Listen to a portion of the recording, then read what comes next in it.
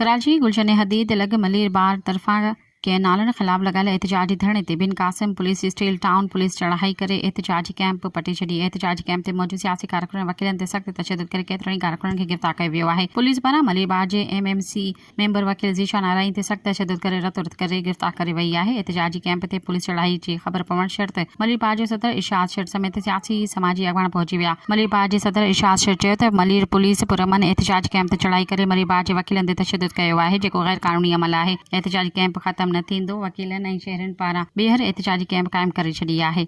Subscribe कयो अवामी news HD खे ऐं ताज़ा तरीन ख़बरुनि लाइ ॾिसंदा रहो अवामी न्यूज़ HD।